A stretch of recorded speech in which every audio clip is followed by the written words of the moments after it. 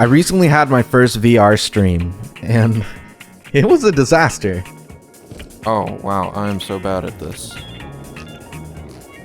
Oh my god, oh my god. Oh god, no. Oh god, this is a freaking disaster. Man, maybe this game just isn't for me. It was a mix of never having played a full-fledged VR game, and Into the Radius just not supporting the controllers for the HP Reverb G2. My extent with VR games have been pretty arcadey stuff like Walkabout Mini Golf, Angry Birds, Ragnarok, Compound, and then more incomplete early access titles like Ancient Dungeon. These are all great games, but they don't exactly fall under a full game experience. All these titles ask from you is to play about an hour and move on, which makes sense and is fine. VR is kind of a pain in the ass to deal with, especially if you live in the South, where the heat can turn your house into an oven, and your PC kind of just amplifies that tenfold. And if you want to stream, well, that's a different problem altogether. Into the Radius does not like my HP Reverb G2 at all. The controls straight up don't work, and that causes nightmare situations like this. Switch off the safety with trackpad up. That's what I'm doing. It's not working. Fortunately, one god-tier viewer, Santasma Mefitsune, really pulled through and let me know what the issue was and a potential fix. What's the solution here? Also, if you're using HP Reverb, you will have to tweak settings. But from what I read, you have to disable virtual trackpad or something like that. And use a community binding setting. Okay, community bindings 2.6. Adjust controls for HP Reverb. Let's activate that. Oh, I think that did it. The safety is definitely... Yeah, there we go. I'm a baby content creator. I haven't even been at this for a full year. So for people to watch my videos or join my streams and chat with me, it means a whole lot to me. Like I said, Into the Radius didn't exactly work right out of the box for me. I genuinely didn't think I would be able to play and was extremely close to just dropping the game altogether, potentially waiting years down the line until I owned a headset with controllers that actually worked well with the game. Let me make this clear. Someone who clearly loves the game and is filled with passion went out of their way to make sure I was steered in the right direction. They provided a fix for my problem and then stuck around and explained the game better than the game could explain itself. I think the actions of Santasma Mefitsune and their willingness to guide a fellow player will speak louder than anything I can say about the value of this game. So once again, thank you so much. Welcome to the Radius, fellow explorer. Man, dude, you are awesome. Thank you so much. This would have frustrated me so much, but you helped me a lot, especially with the HP Reverb community thing. Oh man, it would have taken me a long time to search that up. I try to make people stay in the Radius a good one. Hey, you really did, man. I appreciate it. Yo, Into the Radius is a scary-ass game! From the outside looking in, it certainly doesn't look like a horror game. Not exactly. Maybe it looks a little more action-y than anything else. Watching the game doesn't elicit fear in the same way a horror movie or a horror game does. But in VR, it's a completely different experience.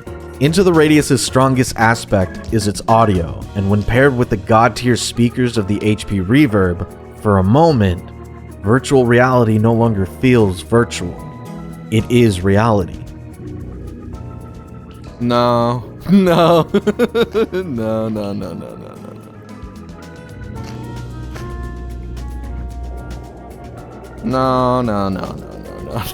Yes. No. We're not doing this, dog. I do not like that noise. I don't like that noise. Dear viewer, I'm a little baby scaredy cat. I don't do well with horror games. Oh god. Oh. Was that scary? Maybe not for you, but I nearly pissed my pants. Into the Radius is an intense and unforgiving game. It's not easy, and the game kinda does a piss poor job at explaining mechanics to you. The story is also told in bits and pieces, primarily from notes and cassette tapes you find in the world. So real quick, let me set the stage. Something about an earthquake, something about an orb, and something about deadly anomalies. Also Russian. Yeah, you've lost your memories and have to help some girl you find white statues of every now and then. We need to make sure you stay that way. Yes. There's no place for the living. I feel like a man. Silly ass white girls. Into the Radius is heavily inspired by a book called Roadside Picnic, in which aliens visit Earth and the 6 locations they visit begin to exhibit dangerous anomalies and also contain strange artifacts. Over time, scavengers, called stalkers, emerge to make a profit off the artifacts found in these zones. If it wasn't clear, Roadside Picnic also heavily inspired the Stalker series. So, ultimately, you're an amnesiac scavenger working for a government organization. Neat. From what I've experienced so far, the world certainly hits those post-apocalyptic vibes, and what makes it stand out are traces of life before it all went to shit, kind of giving glimpses of moments before the Radius emerged, in a sort of eruption of Pompeii sort of way. Playing the game is a rush. Enemies hit hard, and when the game throws a bunch of them at you, it's a horrifying experience. Whoa, okay. Alright. I didn't know these things could have guns. They're smart. They're smart. No! Stop it! They're smart and invisible. Oh, that's great. How do I... No! You're gonna break it! I don't need you to shut the fuck up. How about that? How about we agree with that? How about we agree with that? No! Okay. We're doing this. We're doing this. Oh, there's nothing in there. There's nothing in there. There's nothing in there. It's also shockingly in-depth. I'm so used to reloading in games being a single button press, you actually have to take the magazine out, attempt to put it away, because that shit isn't free, grab another mag and reload.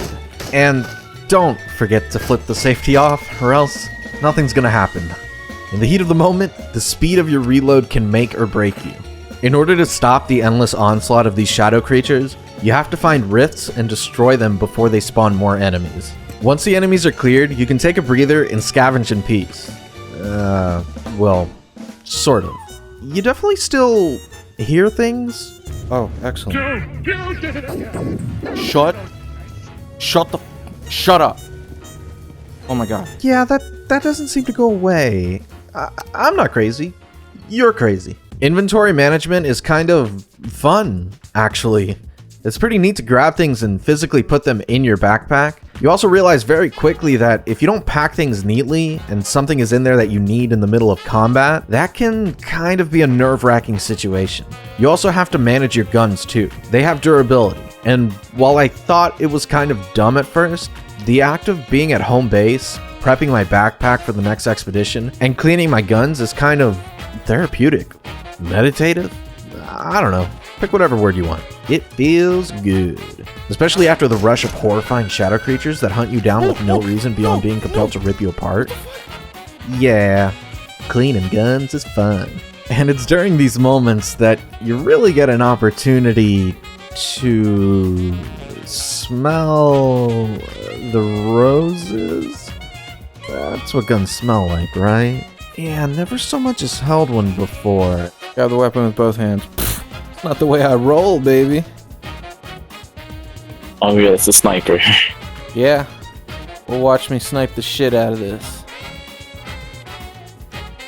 I need to put that in first. Anyways, the point is, the game is actually really pretty when you get a chance to slow down and take a look at things. Like I said, my entire VR experience has been with arcadey, cartoonish games, so this was the first time I got to inspect a gun that goes for realism.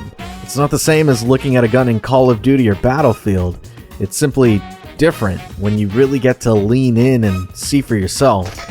And that goes for every aspect of this game. Holding individual bullets, pushing the little light button on your map, Oh, that's a light.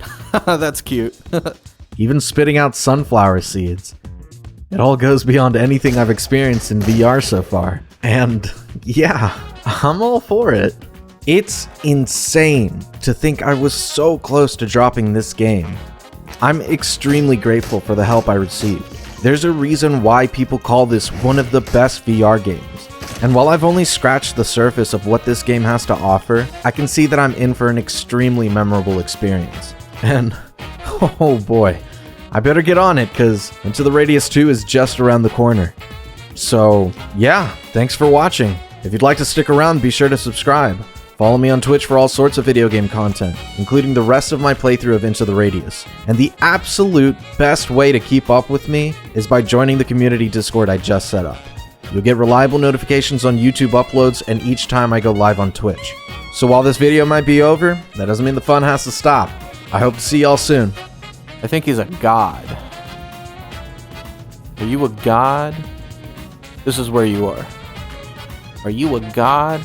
Yo, this is really fun. I need a replica. I really need a replica. You know how fun it is? You know what? You probably do know how fun it is. You have a gun. I think you know how fun it is to just do this.